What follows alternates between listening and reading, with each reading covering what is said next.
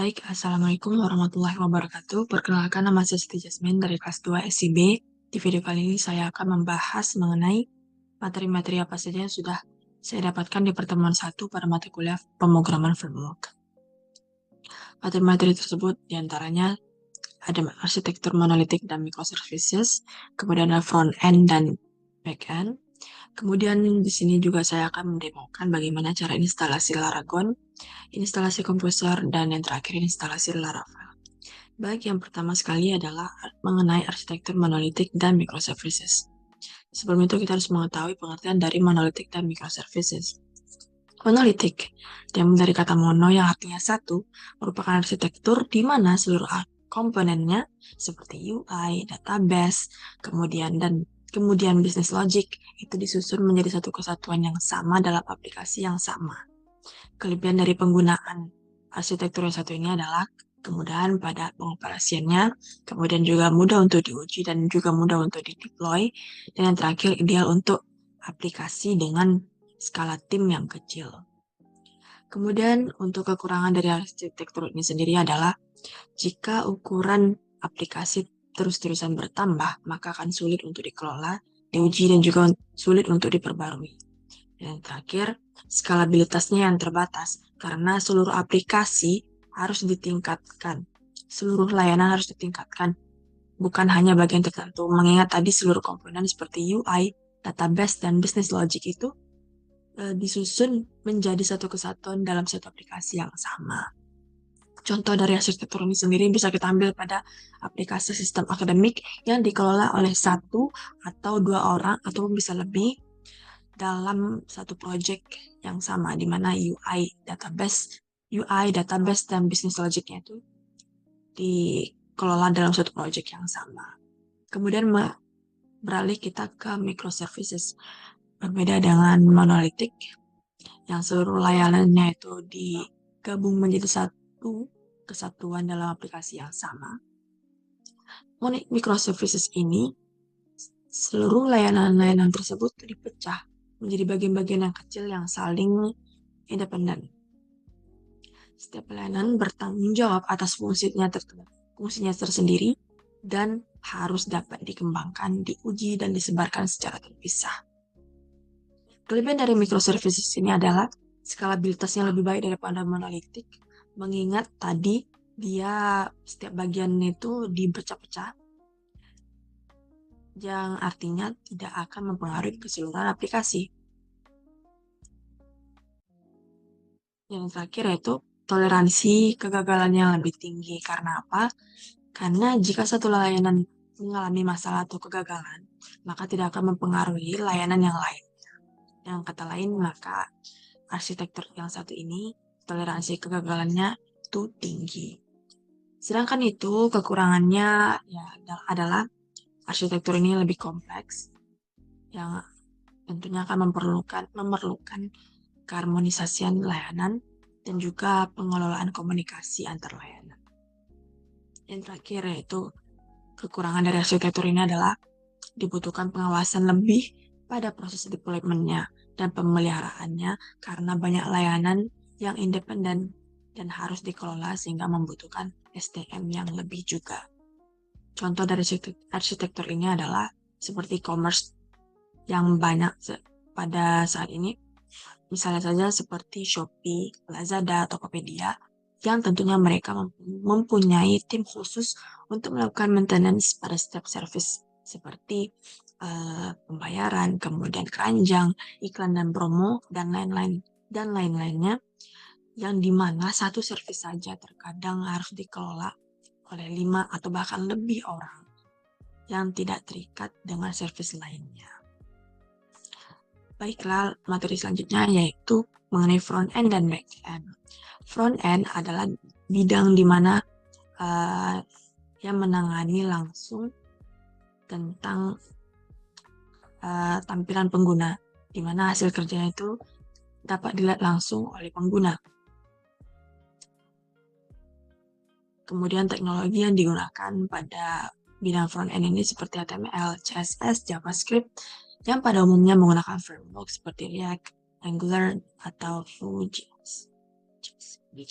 Selain front end, tentu ada juga back end, di mana bidang ini adalah bidang yang bekerja pada balik layar yang tidak dapat langsung dilihat oleh pengguna, seperti menangani bagian business logic, database, dan server.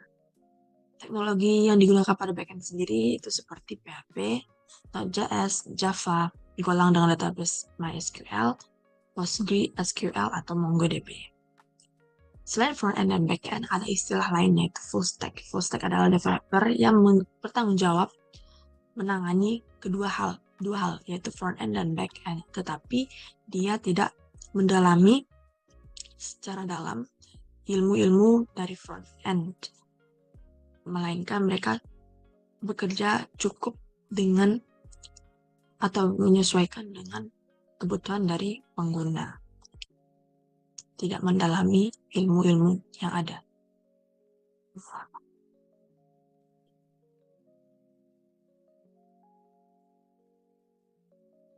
Baiklah, kemudian lanjut kita ke demo instalasi Laragon. Sebelum itu kita harus mengetahui pengertian dari Laragon itu sendiri. Laragon merupakan suatu platform untuk pengembangan web secara lokal sebagai alternatif SAM atau WAM. Selain dari kemudahan dalam berganti versi PHP, salah satu kelebihan Laragon ialah tersedianya virtual host di mana pemanggilan project tidak perlu menggunakan IP dan port, melainkan dilakukan dengan cara memanggil nama project.test. Selanjutnya saya akan mendemokan bagaimana cara mendownload Laragon dan juga download PHP 8.2. Baik, selanjutnya kita akan membahas mengenai instalasi Laragon, di mana untuk menginstal Laragon ini sendiri harus kita akses terlebih dahulu halaman resmi dari Laragon. Kita klik saja. Pada tampilan ini, kita pilih Edition Download Laragon Full 173 MB. Kita klik. Dan otomatis akan terunduh. Tunggu sampai prosesnya selesai. Baik, setelah proses download selesai, kita ke file Explorer untuk melihat langsung Laragon webnya. Kita klik yes. Di sini kita oke. Kita next sampai akhir.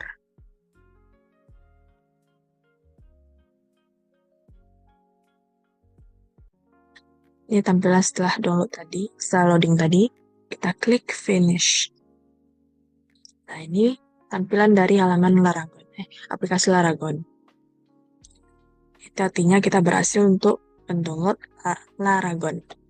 Kemudian, karena dari aplikasi Laragon, bawaan aplikasi Laragon ini menggunakan PHP versi 8.1, sedangkan kita membutuhkan versi 8.2, artinya kita harus mendownloadnya secara terpisah. Di sini sudah ada linknya, download. Kita pilih versi yang 8.2, yang ini, kita klik, tunggu sampai prosesnya berlangsung. Ini dia file yang sudah berhasil kita download. Kita klik untuk file. Nah, di bagian sini kita copy aja filenya. Kita pindahin ke Windows C, file C, kemudian di bagian Laragon, kemudian di bagian bin, pilih PHP. Nah, di sini kita Ctrl V. Setelah di Ctrl V, kita klik kanan filenya, klik pilih extract all. Kita ekstrak. Nah, ini dia tadi file yang sudah berhasil kita ekstrak. Dan ini bawaan dari aplikasi Laragon yang sudah kita download sebelumnya. Nah, kemudian kita ke aplikasi Laragonnya lagi. Di sini kita klik Start All. Klik kanan, PHP, pastikan bahwa yang terchecklist itu versi 8.2, bukan 8.1. Jika sudah, kemudian kita ke modulnya lagi. Di sini diperintahkan untuk kita mendownload atau menginstal Composer. Sebelum itu, Composer merupakan dependensi manager untuk mengelola pemasangan library dan package pihak ketiga yang dibutuhkan dalam project PHP. Nah, kita untuk download tuh kita harus ke halaman resminya dulu. Kita pilih yang Composer setup.exe. Setelah berhasil download, kita pilih saja menuju ke show in folder. Kita klik 2 kali install for all users. Yes. Next saja sampai akhir. Next, dan install.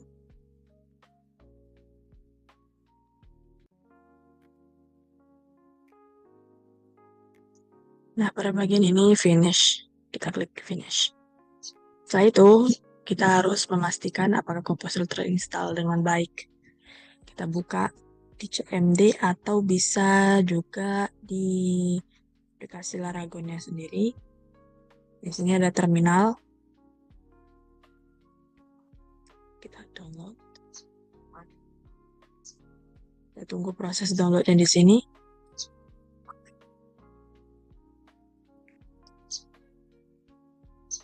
Ini kita silang saja. Nah, di sini kita klikkan perintah Composer.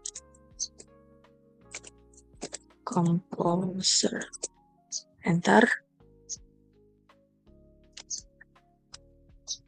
Dan berikut tampilan dari perintah Composer tadi. Berarti artinya Composer tadi berhasil kita install.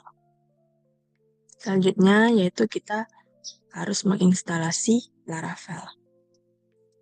Di sini ada pastikan untuk mengaktifkan extension zip pada PHP 8.2 di Laragon sebelum menginstal Laravel 11 dengan cara di sini kita ke Laragon, klik kanan, di PHP kita pilih extensions, kita pastikan bahwa di bagian zip ini sudah tercentang. Jika sudah, setelah itu sebelum melakukan instalasi project Laravel, kita harus menyediakan package installer Laravel menggunakan Composer melalui terminal atau command prompt dengan perintah sebagai berikut. Di sini bisa kita copy saja perintahnya itu Composer global require Laravel /installer. Kita ke Laragon, terminal tadi, kita copy paste saja, kemudian enter.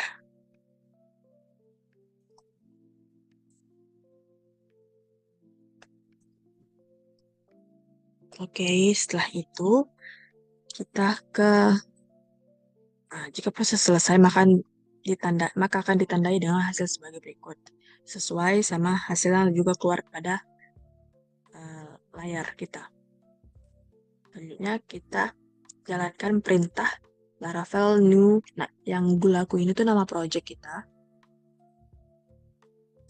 Misalnya saja, ini kita ke Laragon, terminal tadi kita ketikkan.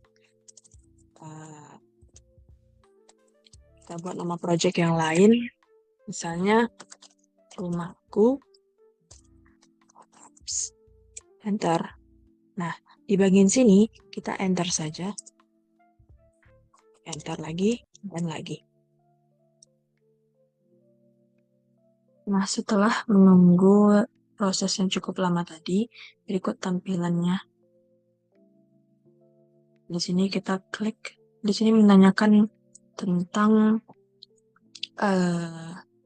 jenis database yang akan digunakan. Kita klik enter saja. Enter. Enter lagi. Tunggu prosesnya. Nah, berikut tampilan yang menjelaskan bahwa instalasi Laravel kita sudah berhasil.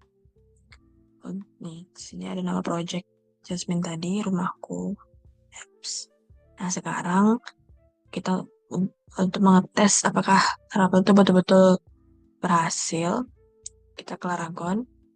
Di sini kita matiin dulu Laragonnya, kita stop. Kemudian kita hidupkan lagi, kita klik bagian yes, kita klik web. Di sini Untuk kita berselancar di halaman